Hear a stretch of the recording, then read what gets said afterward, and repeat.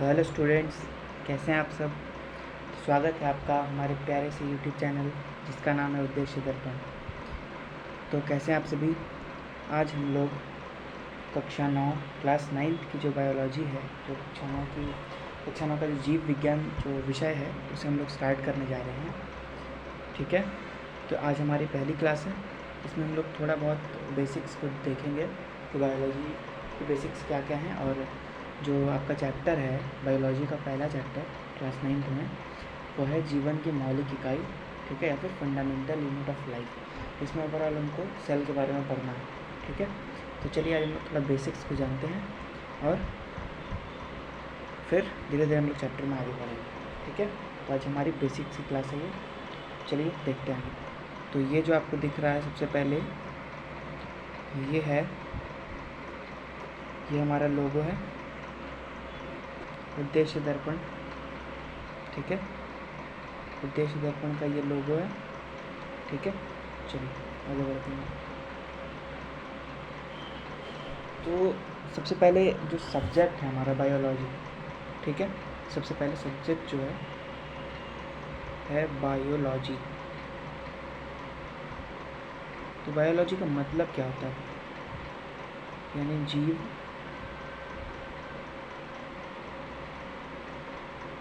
विज्ञान, है ना। बायोलॉजी का मतलब क्या होता है, जीव विज्ञान। ठीक है, बायोलॉजी का मतलब जीव विज्ञान। जीव विज्ञान का अर्थ है, देखिए बायोलॉजी में एक चीज़ आप ध्यान रखिएगा कि अगर किसी भी चीज़ के बारे में आपको जानना है तो उस वर्ड पे आप फोकस कीजिएगा, तो आपको समझ में आ जाएगा कि उसका मतलब क्या। अगर किसी वर्ड के बारे में आपको जानना है, जैसे यहाँ पे बायोलॉजी या फिर जीव विज्ञान है, हमको उसके बारे में जानना है हम लोगों को। ठीक है, तो हम लोग उस पर फोकस करें। तो जैसे कि यहाँ पे है हम लोग के पास एक है बायो। ठीक है, एक है बायो और दूसरी साइड है लॉजी। ऐसे यहाँ पे जीव, ठीक है, और दूसरी साइड है विज्ञान। ठीक, अब इस पर हम लोग फोकस करते हैं। ठीक है, बायोलॉजी, ठीक है, और जीव विज्ञान। तो इसमें हम लोग क्या, आप लोगों के अगर देखिए ये हिंदी मीडियम की क्लासेस हैं। ठीक है, तो जीव विज्ञान का मतलब ये होता है, जीव विज्ञान का मतलब ये होता है कि जीवों का अध्ययन हम लोग जिसमें करें, जिसमें हम लोग जीवों के बारे में, सजीवों के बारे में जानने को मिले, उसे हम लोग जीव विज्ञान बोलेंगे। ठीक है, तो जिस विषय में हमें जीवों के बारे में जानने को मिले, किसी सजीव, कोई जीव, पेड़ पौधे, सजीव तो आप समझ ही रहे होंगे किसे बोलते हैं, सजीव बोलते हैं। ठीक है, पेड़ पौधे हो गए, हम लोग मनुष्य हो गए, सभी जीव जंतु हो गए, तो सभी के बारे में जिस विषय में हम लोग जानेंगे उसे जीव विज्ञान बोलेंगे, जिसे बायोलॉजी बोलेंगे। ठीक है, इसका मतलब बायोलॉजी का मतलब होता है जीव विज्ञान, और जीव विज्ञान का अर्थ होता है जीवों का अध्ययन। ठीक है, तो अगर आपसे कोई पूछ ले कि जीव विज्ञान का मतलब क्या होता है, तो जीव विज्ञान का मतलब होता है जीवों का अध्ययन। इसमें होता है जीवों का अध्ययन। ठीक है, इसका मतलब होता है जीवों का अध्ययन, जीवों का अध्ययन, यानी जीवों के बारे में जानने, जिस विषय में हम लोग सजीव को जानते हैं, जीव को जानते हैं, उसे बायोलॉजी बोलते हैं। ठीक है, तो आपको पहले से ही पता हो। ठीक है, चलिए आगे बढ़ते हैं। अब जो ये बायोलॉजी है, ये जो बायोलॉजी है,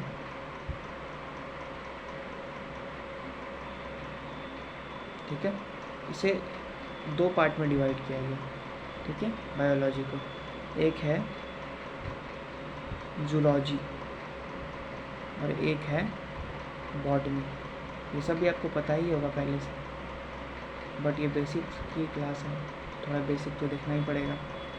ठीक है, एक है बायोलॉजी, एक है बॉटनी। इसे हिंदी में क्या बोलते हैं, हिंदी बहुत ज़रूरी है क्योंकि हम लोग हिंदी मीडियम के ही हैं, इसलिए यहाँ पे बायोलॉजी को तो हम लोग बोलेंगे जीव विज्ञान। ठीक है, जीव विज्ञान, आप चाहें तो साथ में नोट कर सकते हैं। ठीक है, जीव विज्ञान मैं पेन चेंज कर लेता हूँ। जूलॉजी को हम लोग बोलेंगे जंतु विज्ञान, ठीक है। जूलॉजी को क्या बोलेंगे? जंतु विज्ञान। और बॉटनी को बोलेंगे वनस्पति विज्ञान या फिर पादप विज्ञान, वनस्पति विज्ञान, ठीक है। जूलॉजी जंतु विज्ञान, वनस्पति विज्ञान, बॉटनी, ठीक है। तो ये चीज़ आपको ध्यान रखना है कि बायोलॉजी को 2 टाइप में डिवाइड किया गया है, एक जूलॉजी एंड एक बॉटनी, ठीक है। आपको ये चीज़ ध्यान रखना है। चलिए आगे बढ़ते हैं।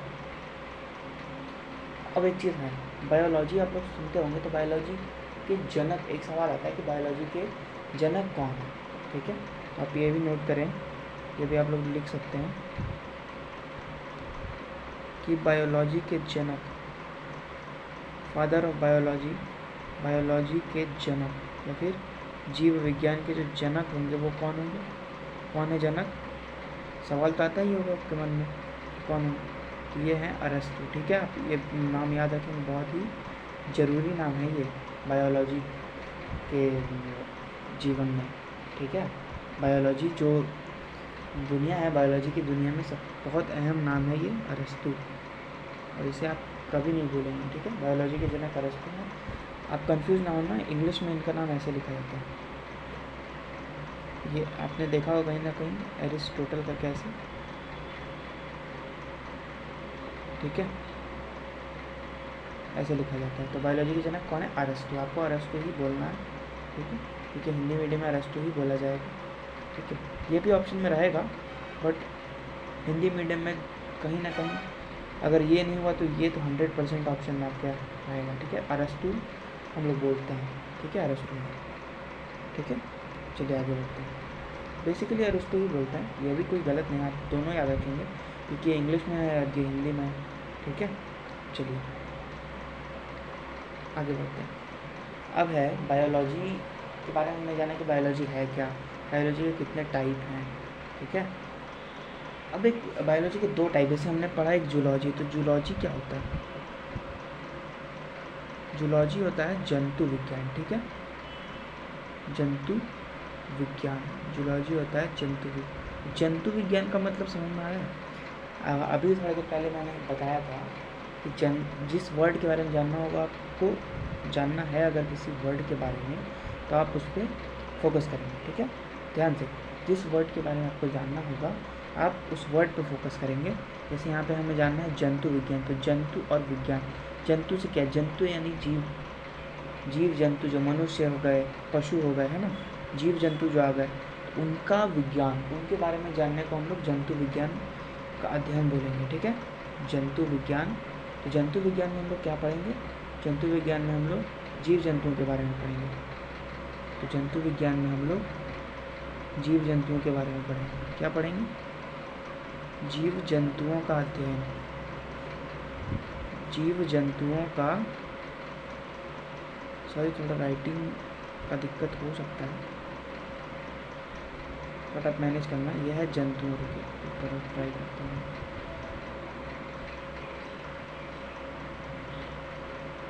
एक मिनट,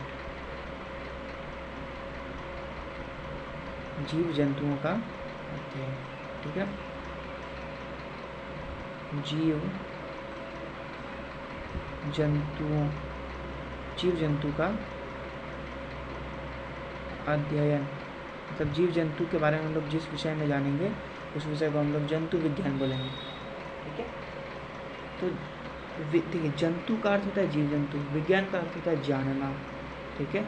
जंतु का अर्थ होता है जीव जंतु, विज्ञान का अर्थ होता है जानना किसी चीज़ को, ठीक है।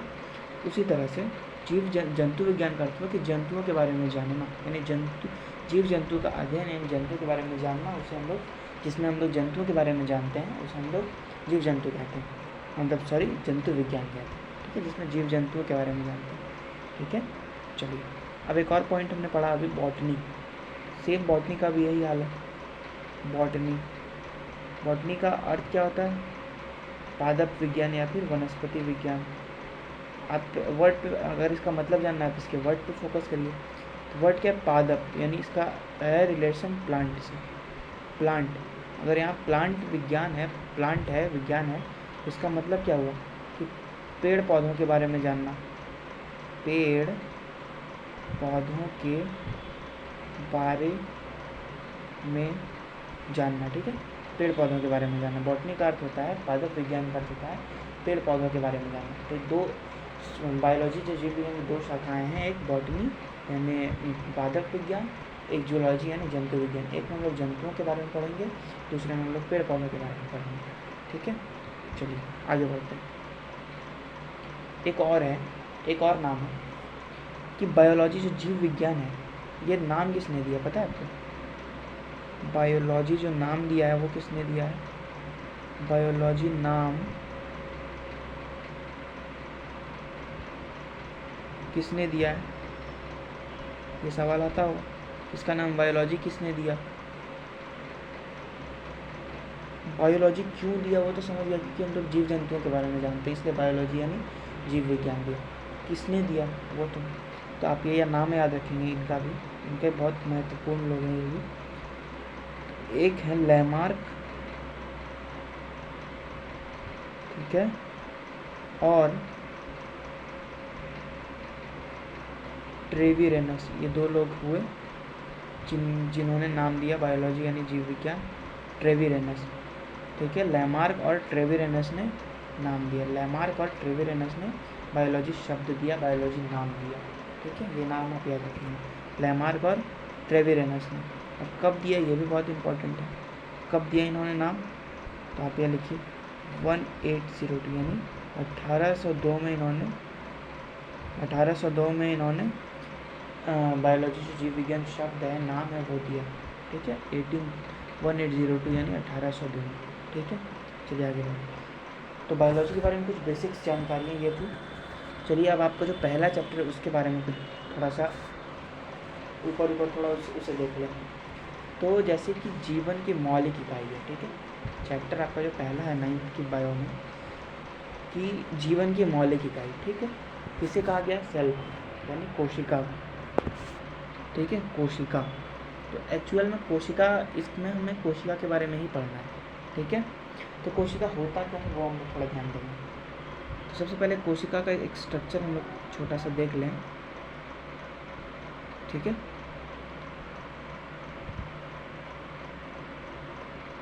एक मिनट,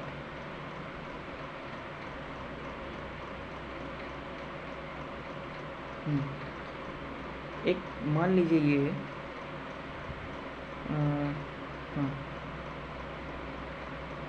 एक सेकंड, सॉरी थोड़ा सा चलो अब ठीक है। थोड़ा सा इसमें डायग्राम बनाने में समस्या होती है, समस्या। हाँ चलिए अब हो गया।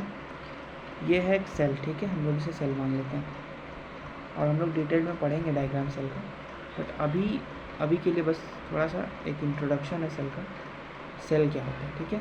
मान लेते हैं ये सेल है, यहाँ पे छोटा सा देखते हैं लोग, ये सेल है, ठीक है, सेल है। तो सेल में देखा जाए तो सबसे पहले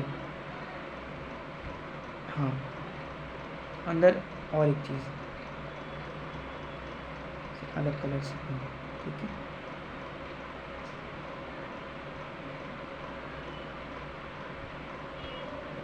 ठीक है। चलिए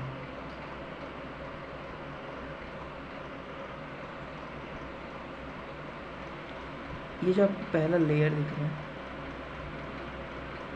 पहला लेयर तो बाहरी है, ठीक है, इसे पतला कर लेते हैं थोड़ा सा, ठीक है, आपको समझ में आ गया अच्छे से, ठीक है। ये बाहरी लेयर जो आपको दिख रहा है ये, ठीक है, और ये एक अंदर का लेयर जो दिख रहा है ये, आप यहाँ ध्यान देंगे, यहाँ पे थोड़ा ध्यान देंगे, ये जो है ये यहाँ पे जहाँ मैंने एरो लगाया है, ये फर्स्ट लेयर है, ठीक है, ये फर्स्ट लेयर है जहाँ एरो है, और ये सेकंड लेयर है। ध्यान से, ये पहला लेयर है और ये दूसरा लेयर है, ठीक है। तो ये पहला लेयर को डिनोट कर रहा है, ये पहला लेयर। तो पहला लेयर का नाम क्या होगा यहाँ पे, और ये दूसरा लेयर, ठीक है। अब आगे देखिए,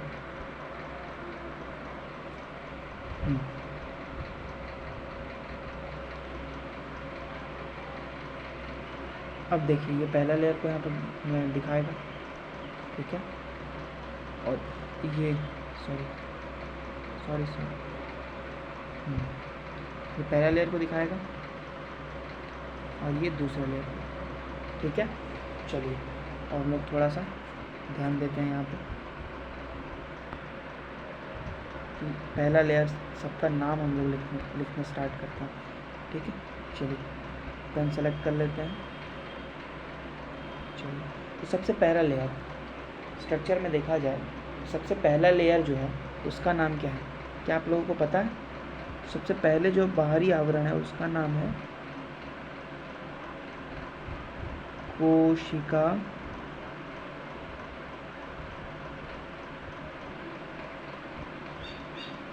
भित्ति। क्या है? कोशिका भित्ति। तो बाहरी आवरण है उसका नाम है कोशिका भित्ति। अब जो इसके अंदर का जो आवरण है उसका क्या नाम है वो जरा देखिए। अंदर का आवरण इसका नाम है कोशिका झिल्ली। इंग्लिश में इसे सेल मेम्ब्रेन बोलते हैं। क्या बोलते हैं? Cell membrane. और कोशिका भित्ति को इंग्लिश में बोलते हैं सेल वॉल, ठीक है। चलिए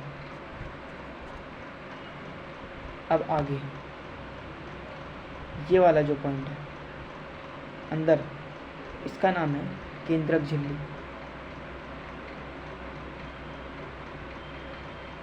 केंद्रक झिल्ली, क्या नाम है? केंद्रक झिल्ली, ठीक है।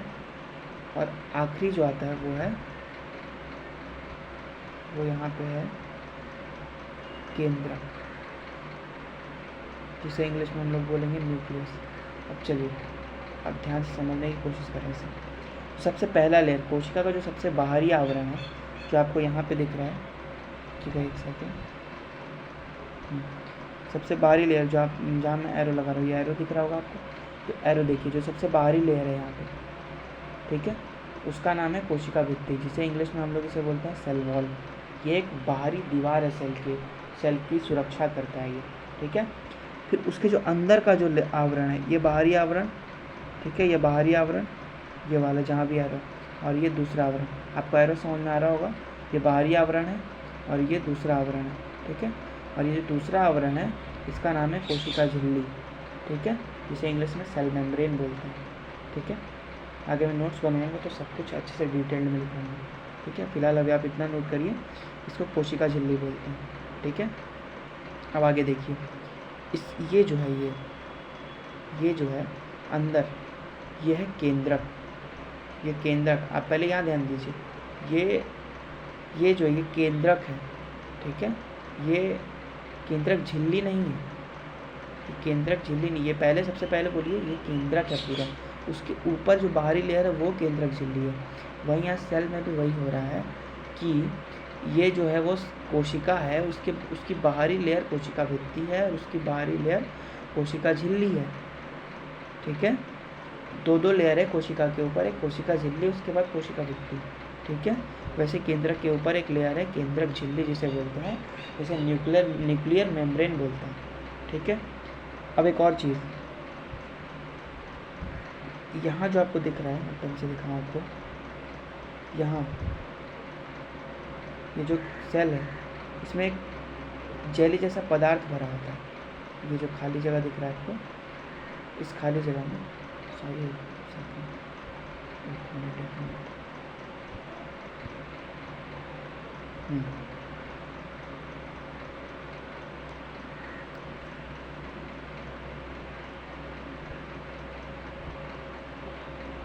तो ये जो आपको दिख रहा है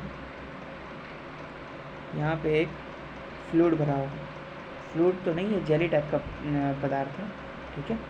ये जेली जैसा पदार्थ है।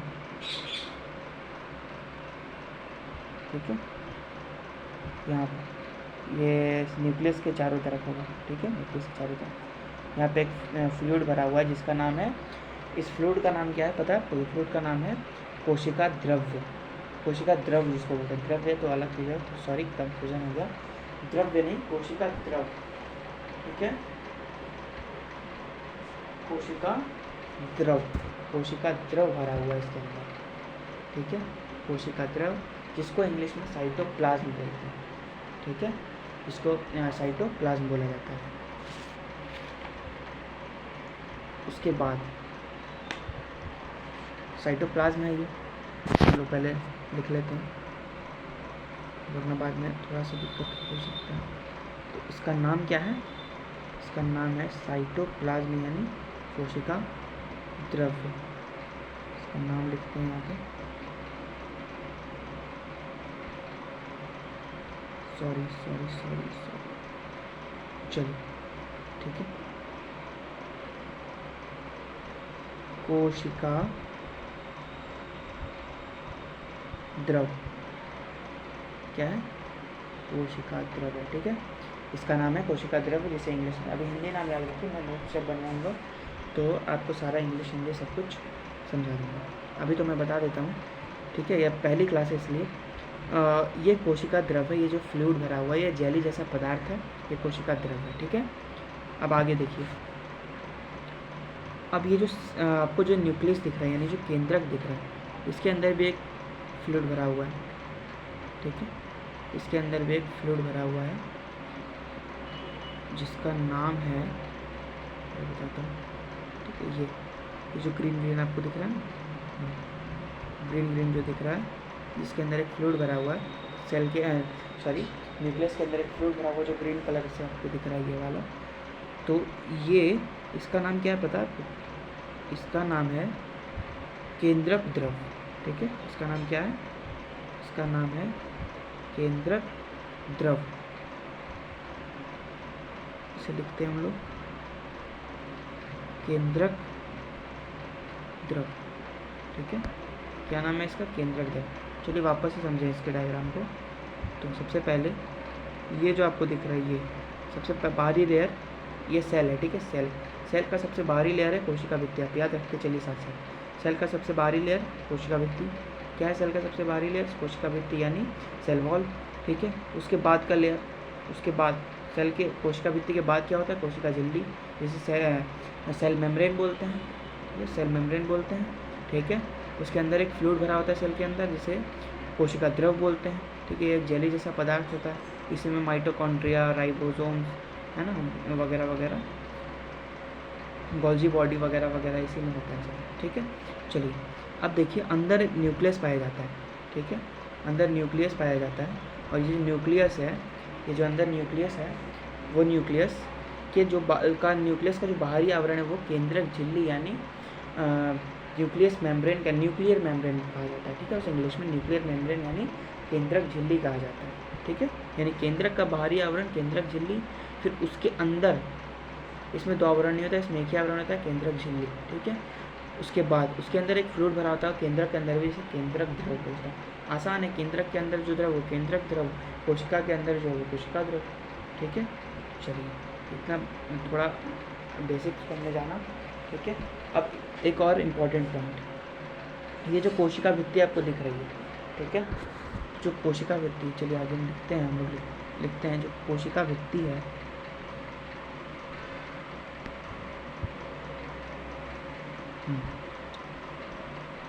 सॉरी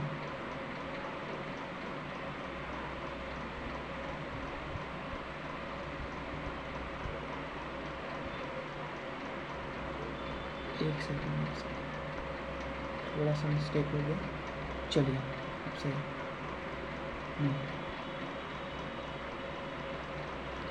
कोशिका भित्ति, इसको आप नोट करिए साथ में, कोशिका भित्ति, जो कोशिका भित्ति है, सिर्फ, तो आपने एक चीज़, तो आपको तो एक चीज़ पता ही है कि पादप की भी कोशिका होती है, जितने सजीव सबके अंदर कोशिका होती है, ठीक है। तो पादप में भी होगी, जंतुओं में भी होगी। तो यहाँ पे देखिए, कोशिका भित्ति सिर्फ पादप कोशिका में पाई जाती है, सिर्फ पादप कोशिका में पाई जाती है। ठीक है, कोशिका भित्ति सिर्फ पादप कोशिका में पाई जाती है। कहाँ पाई जाती है? सिर्फ पादप कोशिका, सिर्फ प्लांट के सेल में। प्लांट हैं, पेड़ पौधे, सिर्फ उन्हीं कोशिका में कोशिका भित्ति पाई जाती है। बाकी जो जंतु कोशिका है, ठीक है, जो जंतु कोशिका है, जंतु कोशिका में सबसे बाहरी आवरण कोशिका झिल्ली होता है। ये बात आपको याद रखना है। ठीक है, ये बात आपको याद रखना है कि चलिए आगे बढ़ते हैं। आपको याद रखना है कि कोशिका भित्ति जो सिर्फ पादप कोशिका में पाई जाती है। ठीक है, जंतु कोशिका का बाहरी आवरण, चलिए लिख लेते हैं, जंतु कोशिका का बाहरी आवरण क्या है पता है आपको? जंतु कोशिका का बाहरी आवरण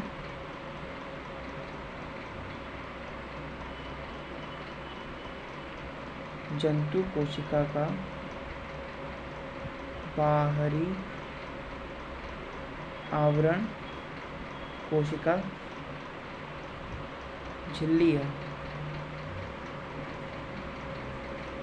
यानी जो आप ध्यान रखिए, कोशिका भित्ति जो कोशिका एक है, मान लीजिए एक तरफ, ठीक है, मैं क्या समझाने की कोशिश कर रहा हूँ सो देखिए। मान लीजिए, एक सेकंड मान लीजिए ये जो है, ये जंतु कोशिका है। ठीक है, जंतु कोशिका, ठीक है, और ये पादप कोशिका है, पादप कोशिका। ठीक है, तो जंतु कोशिका का जो बाहरी आवरण होगा, ठीक है, ध्यान दीजिए, जंतु कोशिका का बाहरी आवरण क्या होगा वो आप ध्यान दीजिए। यहाँ देखिए, जंतु कोशिका का बाहरी आवरण जो होगा वो क्या होगा? कोशिका, अलग पेन यूज कर लेते हैं। जंतु कोशिका का बाहरी आवरण होगा कोशिका झिल्ली। वही पादप कोशिका का जो बाहरी आवरण होगा, इसका जो बाहरी आवरण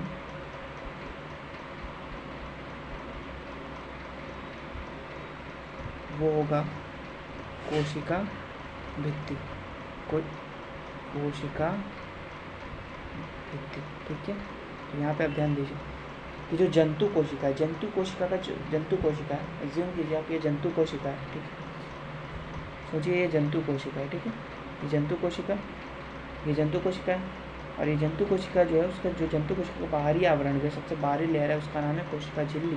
ठीक है, और जो पादप कोशिका यानी जो प्लांट का जो सेल है उसका जो बाहरी आवरण है वो कोशिका भित्ति। यानी प्लांट में एक एक्स्ट्रा लेयर होता है जिसका नाम कोशिका भित्ति है। कोशिका झिल्ली दोनों में होता है, जंतु कोशिका में भी कोशिका झिल्ली होता है और पादप कोशिका में भी कोशिका झिल्ली होता है। बट जो प्लांट का सेल है उसमें एक लेयर एक्स्ट्रा होता है जिसका नाम है कोशिका भित्ति, वो सेल को सुरक्षित रखता है। ठीक है, उसका यह है कि कोई पादप कोशिका में एक चीज़ ज़्यादा है, एक एक्स्ट्रा लेयर है जिसका नाम कोशिका भित्ति। ठीक है, और डिटेल में बहुत कुछ अंतर है दोनों कोशिकाओं में, ज़्यादा नहीं, कुछ अंतर है, तो वो हम लोग पढ़ेंगे आगे। ठीक है, तो हमने कोशिका का स्ट्रक्चर देखा, चलिए हम लोग कुछ और आगे देखते हैं। तो हमने कोशिका को जाना है कोशिका क्या है, ठीक है, कोशिका का स्ट्रक्चर देखा। अब कोशिका एक्चुअल में है क्या? कोशिका का आपने स्ट्रक्चर तो देखा, उसकी संरचना तो देखी। तो कोशिका जो है किसी, ठीक है, कोशिका जो है मनुष्य, आप नोट कीजिए, कुछ मैं नोट करवा रहा हूँ। ठीक है, कुछ मैं नोट करवा रहा हूँ आपको।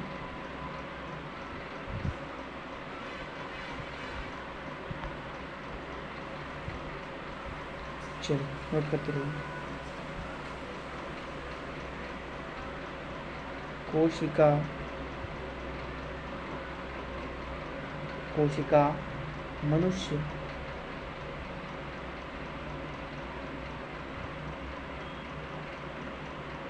तथा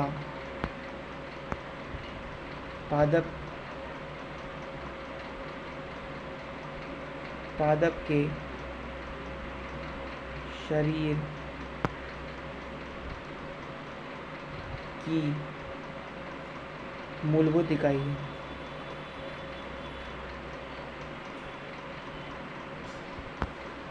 मूलभूत इकाई है। ठीक है, हमने क्या देखा सो देखिए, एक हमने पॉइंट पढ़ा। ठीक है, सबसे पहला पॉइंट क्या है कि जो कोशिका है, ध्यान दीजिए आप यहाँ पे। ठीक है, मैं हाइलाइटर से आपको समझाने की कोशिश करता हूँ। जो कोशिका है, ठीक है, कोशिका मनुष्य तथा पादप के शरीर की मूलभूत इकाई है। मतलब कोशिका जो है, जो सेल है, कोशिका जो है वो मनुष्य के शरीर की मूलभूत इकाई। मूलभूत इकाई का मतलब कोशिका एक्चुअल में है क्या? तो कोशिका है, मान लीजिए कोई मनुष्य है या कोई जीव, उसके शरीर की सबसे छोटी इकाई, उसके शरीर की सबसे छोटी इकाई, आप जितनी छोटी इकाई सोच सकते हैं, मतलब वो इतनी छोटी है, इतनी छोटी कि हम उसे बिना लेंस के द्वारा, ठीक है, बिना लेंस या फिर बिना उसके क्या बोलते हैं, बिना सामग्रियों के द्वारा, ठीक है, बिना उसकी सामग्रियों के द्वारा हम देख नहीं सकते। मतलब हम नग्न आँखों से उसे देख नहीं सकते हैं, वो इतनी छोटी होती है। तो आप ये समझ सकते हैं कि मनुष्य के शरीर की सबसे छोटी इकाई, मतलब जितनी छोटी आप सोच सकते हैं, मतलब सबसे छोटी इकाई शरीर। मतलब अगर लोकल लैंग्वेज में अगर आपको मैं समझाना चाहिए तो जो सेल है, जो कोशिका है, वो मनुष्य के शरीर, कोशिका जो है, वही मैं कह रहा हूँ आपसे, कोशिका जो है मनुष्य के शरीर की मूलभूत इकाई है। मूलभूत इकाई से तो इस सेंटेंस का मतलब आप ये समझ सकते हैं कि जो कोशिका है वो मनुष्य के शरीर की सबसे छोटी और महत्वपूर्ण इकाई है।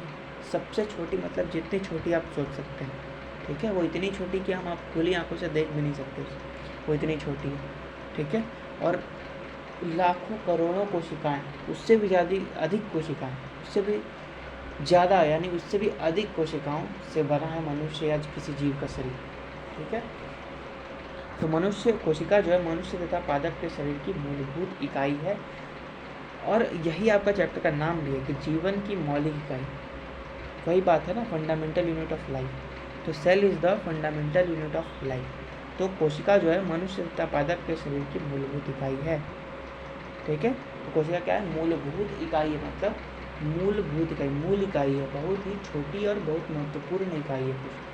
ठीक है, चलिए आगे बढ़ते हैं।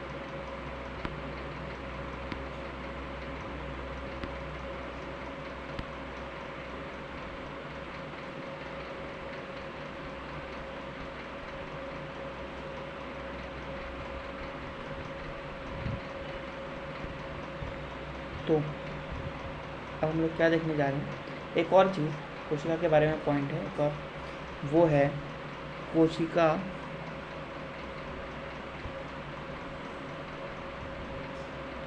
मनुष्य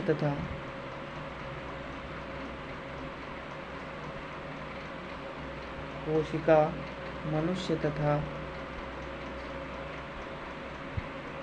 पादप के शरीर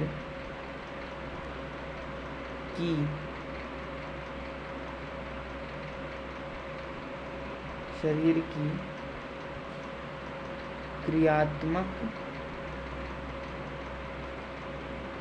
तथा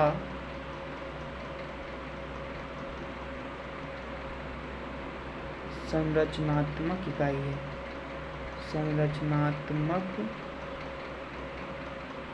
संरचनात्मक इकाई है। ठीक है, कोशिका क्या है आप यहाँ देखेंगे। तो सबसे पहले हम लोग पढ़ना स्टार्ट करते हैं। कोशिका, आप ऐसे स्क्रीनशॉट ले सकते हैं, नोट तो आप साथ में करिए ही। ठीक है, कोशिका जो है वो मनुष्य तथा पादप, मनुष्य तथा पादप इसलिए क्योंकि कोशिका तो सब में है, मतलब सभी सजीवों में है। मनुष्य और पेड़ पौधे के शरीर की क्रियात्मक तथा संरचनात्मक इकाई है, मतलब उसकी संरचना की जो उसकी संरचना कोशिका से ही बनी है। वो जो क्रिया करता है उसकी क्रिया में भी कोशिका ही सहायता करती है। मनुष्य के शरीर में जो क्रिया होती है उसमें भी बहुत सारी क्रियाओं में कोशिका सहायता करती है ना, तो इसलिए कहा गया है कोशिका मनुष्य तथा पादप के शरीर की क्रियात्मक तथा संरचनात्मक इकाई है। संरचना में भी सबसे छोटी इकाई कोशिका है, महत्वपूर्ण इकाई कोशिका है संरचना के लिए। मनुष्य या जीव की, कोई भी जीव की संरचना को आप देखें तो सबसे छोटी इकाई, उसकी जो मूल इकाई है, सबसे छोटी इकाई जो है वो कोशिका ही है। और क्रिया भी कोशिका, और मनुष्य या किसी सजीव के शरीर में कोई भी क्रिया होती है तो वो कोशिका की मदद से ही होती है। ठीक है, तो यही कहना चाह रहा है कि कोशिका मनुष्य तथा पादप के शरीर की क्रियात्मक तथा संरचनात्मक इकाई है। क्रिया के रूप में आप देख लीजिए तो कोशिका जो बहुत महत्वपूर्ण इकाई है। ठीक है, संरचनात्मक रूप से देख लीजिए कि उसकी संरचना जो है उसके हिसाब से देख लीजिए तो कोशिका सबसे महत्वपूर्ण इकाई, वही सेंटेंस का मतलब है। ठीक है, चलिए आप आगे बढ़ते हैं। तो जैसे बहुत सारी कोशिका है, तो कोशिका भी अलग अलग आकार की होती हैं, अलग अलग प्रकार की होती हैं। ठीक है, तो कोशिका एक जैसी कोशिका हर जगह नहीं होती है। ठीक है, तो अब देखिए कि मनुष्य के शरीर में कितनी प्रकार की कोशिकाएं पाई जाती हैं। ठीक है, चलिए हम लोग देखें मनुष्य के शरीर में कितनी प्रकार की कोशिकाएं पाई जाती हैं।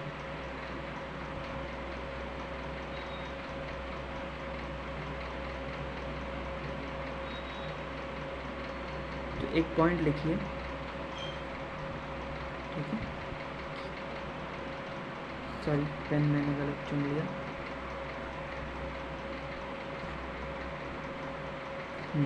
चलिए एक यहाँ पे हाँ एक पॉइंट देंगे यहाँ पे। चलिए कोई बात नहीं, लिखते हैं हम लोग। जो कोशिका है यानी कई प्रकार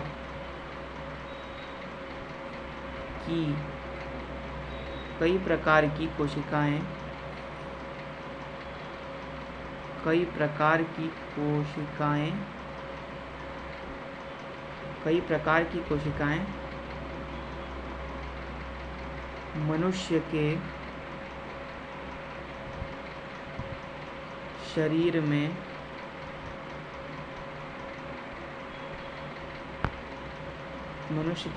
में पाई जाती है।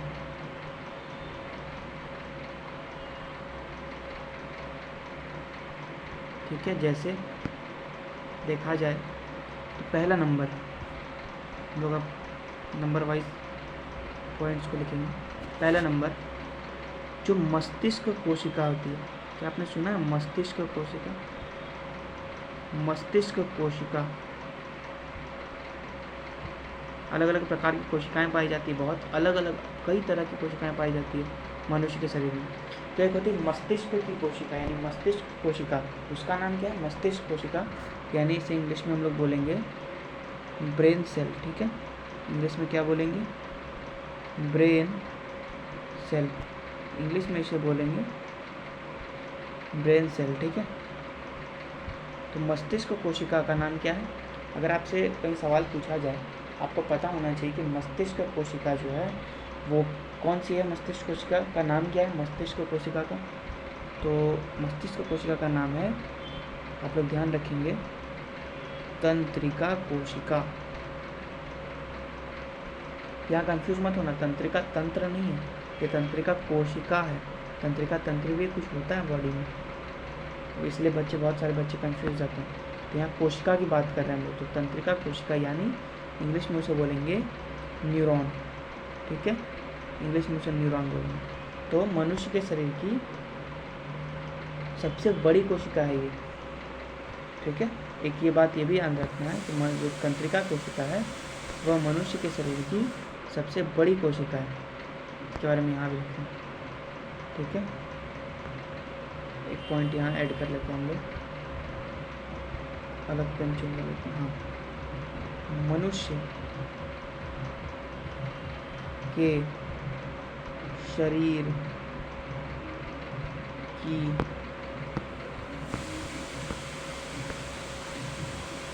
सबसे बड़ी कोशिका। ठीक है, चलिए हम लोग क्या क्या हम लोगों ने लिखा अभी तक लोग। तो कई प्रकार की कोशिकाएं मनुष्य के शरीर में पाई जाती है। हम लोग मनुष्य के शरीर में कोशिकाओं की बात कर रहे हैं। ठीक है, तो कई प्रकार की कोशिकाएं हैं मनुष्य के शरीर में पाई जाती हैं, बहुत सारी प्रकार। उसमें से एक एग्जाम्पल है मस्तिष्क कोशिका। उसका नाम मतलब मस्तिष्क में जो कोशिका पाई जाती है उसका नाम क्या है? मस्तिष्क कोशिका का नाम है तंत्रिका कोशिका, जिसे न्यूरॉन बोलते हैं। ठीक है, मस्तिष्क कोशिका का नाम है तंत्रिका कोशिका, जिसे न्यूरॉन बोलते हैं। यह मनुष्य के शरीर की सबसे बड़ी कोशिका है। ठीक है, मनुष्य के शरीर की सबसे बड़ी कोशिका या सबसे लंबी कोशिका बोलेंगे तो ज़्यादा ठीक रहे, है ना। सबसे लंबी कोशिका इसको बोलेंगे तो वो ज़्यादा ठीक रहेगा। सबसे लंबी कोशिका बोलेंगे। ठीक है, मनुष्य के शरीर की सबसे लंबी कोशिका जो है वो यही है। ठीक है, मनुष्य के शरीर की सबसे लंबी कोशिका क्या है? तंत्रिका कोशिका, जिसे इंग्लिश में न्यूरॉन बोलते हैं। और मस्तिष्क कोशिका यही है। मस्तिष्क सबसे पहले मस्तिष्क कोशिका न्यूरॉन, यानी आप याद रखें यहाँ से मस्तिष्क कोशिका यानी न्यूरॉन। ठीक है, मस्तिष्क कोशिका ब्रेन सेल का नाम क्या है? तंत्रिका कोशिका, जिसे इंग्लिश में न्यूरॉन बोलते हैं। और मनुष्य के शरीर की सबसे बड़ी कोशिका है ये। ठीक है, चलिए आगे बढ़ते हैं। अब सेकंड एग्जांपल देखें। ठीक है, यहाँ तो हाँ, अब सेकंड एग्जांपल देखें तो यहाँ पे बात ये है कि सेकंड एग्जांपल में क्या है। सेकंड एग्जांपल भी बहुत इंपॉर्टेंट है। सेकंड आएगा वृक्क कोशिका। क्या आपको पता है वृक्क क्या होता है? वृक्क पता है आपको? वृक्क क्या होता है? नहीं पता? आप लोगों को पता है यार, वृक्क का मतलब नहीं पता आप लोगों को? पता होगा, हिंदी मीडियम में होकर आप लोग वृक्क का नाम नहीं, वृक्क का मतलब नहीं जानते हो तो क्या बताऊँ भाई। वृक्क कोशिका जानते ही तो हो, झूठ बोलते हो खाली। वृक्क कोशिका, ठीक है, वृक्क कोशिका, वृक्क को बोलते हैं हम लोग किडनी। अब तो जान ही गए होगा, है कि नहीं, जिन्हें नहीं आता होगा। तो वृक्क कोशिका यानी किडनी सेल जिसे बोलते हैं। तो किडनी सेल का नाम क्या है?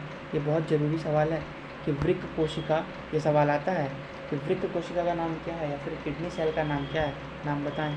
तो किडनी सेल का नाम है, बताओ बताओ, किडनी सेल का नाम क्या हो सकता है? तो किडनी सेल का नाम है नेफ्रॉन। ठीक है, नेफ्रॉन, इंग्लिश में भी यही बोलते हैं इसे। ठीक है, इंग्लिश में भी इसे नेफ्रॉन ही बोलते हैं। यहाँ मत कंफ्यूजन हो नेफ्रॉन और न्यूरॉन में। ठीक है, नेफ्रॉन नोट कर लो आप लोग।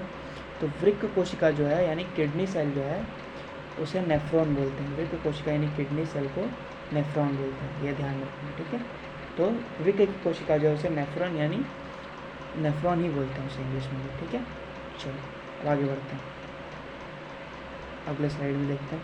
तो थर्ड एग्जाम्पल क्या हो सकता है इसका? 3 एग्जाम्पल देखे बहुत है। थर्ड एग्जाम्पल है यकृत कोशिका।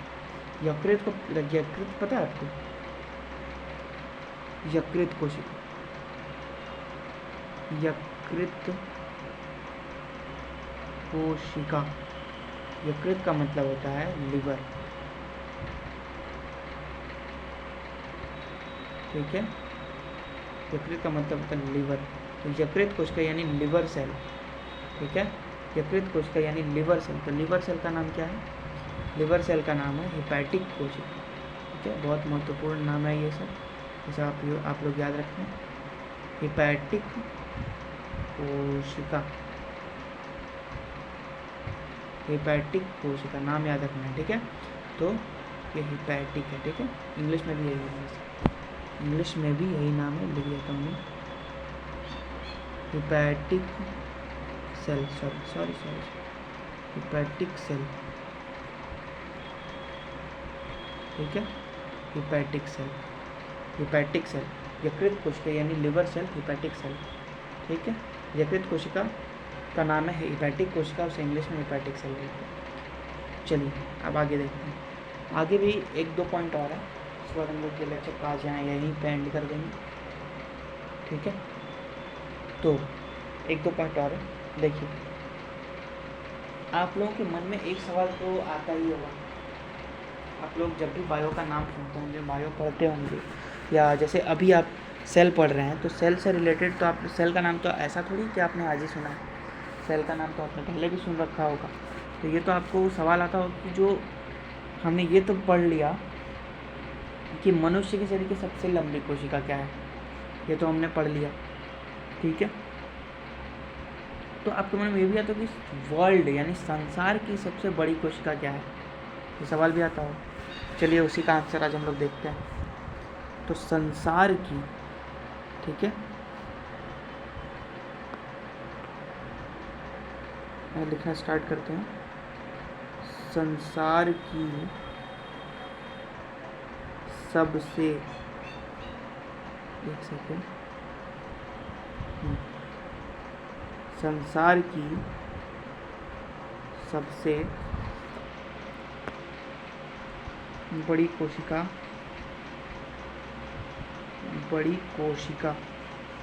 संसार की सबसे बड़ी कोशिका क्या है?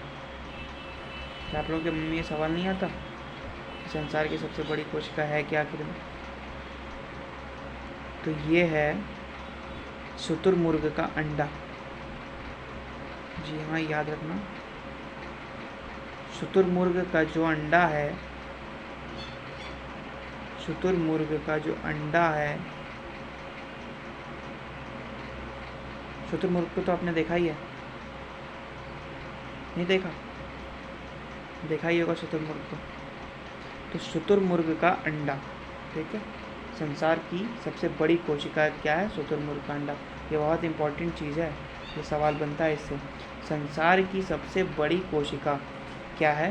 ये बेसिक सा सवाल है सेल के लिए कि संसार की सबसे बड़ी कोशिका क्या है, क्या हो सकती है, ये सवाल आता है। तो संसार की सबसे बड़ी कोशिका है शुतुरमुर्ग का अंडा, ठीक है, ये आपको याद रखना है, शुतुरमुर्ग का अंडा, ये बहुत इंपॉर्टेंट है, ठीक है। चलिए आगे बढ़ते हैं। अब एक और सवाल, संसार की सबसे छोटी कोशिका क्या है? चलिए इसे भी देख लें। संसार की सबसे छोटी कोशिका क्या है? बताओ क्या है? संसार की सबसे छोटी कोशिका क्या है? वो है जीवाणु। ये आपको याद रखना, क्या है? जीवाणु। ये भी बहुत इम्पोर्टेंट सवाल है, ठीक है।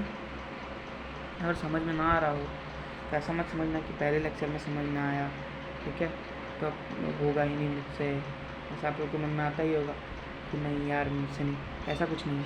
ये पहला लेक्चर है, इसलिए हो सकता है कुछ ना कुछ दिक्कत सभी को आती है, ठीक है, कुछ ना कुछ सभी को प्रॉब्लम होता है, सभी को प्रॉब्लम, ठीक है। तो धीरे धीरे सारा डाउट ख़त्म हो जाएगा, ठीक है, धीरे धीरे तो आप पढ़ने लगोगे तो धीरे धीरे सारा डाउट ख़त्म हो जाएगा। और अगर आपको कोई डाउट है तो आप कमेंट कर सकते हैं, ठीक है, तो मैं उसका सॉल्यूशन आपको बता दूँगा नेक्स्ट लेक्चर में, ठीक है, अगर इसमें कोई डाउट रह जाता है तो संसार की सबसे छोटी कोशिका जीवाणु, आपको ये सब याद रखना है, ठीक है। सबसे बड़ी कोशिका शुतुरमुर्ग का अंडा, सबसे छोटी कोशिका जीवाणु, ठीक है, ये सब बहुत इंपॉर्टेंट है, ये छोटी छोटी चीज़ें, ये आपको बहुत काम आएंगे आगे, ठीक है, ठीक है। कोशिका, संसार की सबसे छोटी कोशिका जीवाणु है।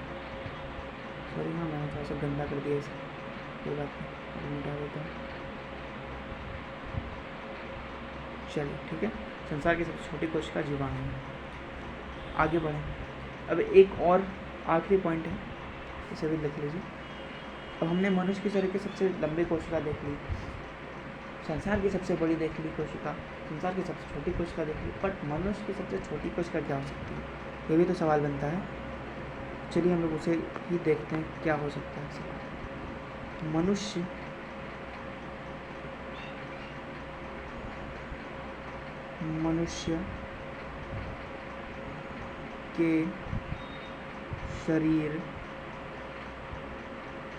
के शरीर की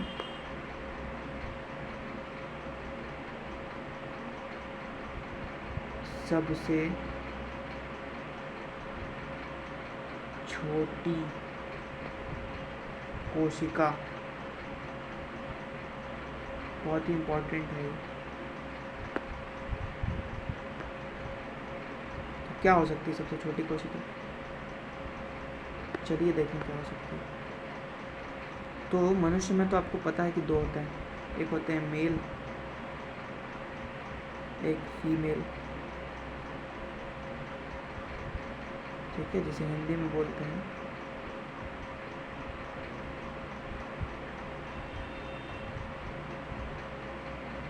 नर, और इन्हें नहीं बोलते हैं मादा, ठीक है। तो आगे बढ़ते हैं। मेल जो है, ठीक है, आपने पढ़ा होगा मेल के अंदर स्पर्म का फॉर्मेशन होता है, ठीक है, स्पर्म, और फीमेल के अंदर ओवम का, हिंदी नाम में बता रहे हैं ओवम, ठीक है। स्पर्म एंड ओवम, स्पर्म को हिंदी में बोलते हैं शुक्राणु, ठीक है, और ओवम को बोलते हैं अंडाणु, इसे एग सेल भी बोलते हैं, ठीक है, एग सेल, अंडाणु, ठीक है। तो मनुष्य के शरीर की सबसे छोटी कोशिका, तो नर के लिए अलग है, मादा के लिए अलग है, यानी मेल के लिए अलग है, फीमेल के लिए अलग है। अगर ऐसा सवाल है कि मनुष्य के शरीर की सबसे छोटी कोशिका क्या है, ठीक है, अगर ऐसा सवाल आए कि मनुष्य के शरीर की सबसे छोटी कोशिका क्या है, तो आपके ऑप्शन में शुक्राणु हो, अंडाणु हो, अगर दोनों में से कोई भी हो, ठीक है, तो एक, अगर दोनों में से कोई एक है तो उसको टिक करेंगे, अगर या दोनों है और ऑप्शन में भी है कि दोनों को आप टिक कर सकते हैं तो दोनों को टिक करेंगे, ठीक है। तो मनुष्य के शरीर सबसे छोटी, मनुष्य के शरीर की सबसे छोटी कोशिका मेल के लिए है वो स्पर्म है, और फीमेल के लिए वो ओवम, ठीक है, आप इसे नोट कर सकते हैं, ठीक है।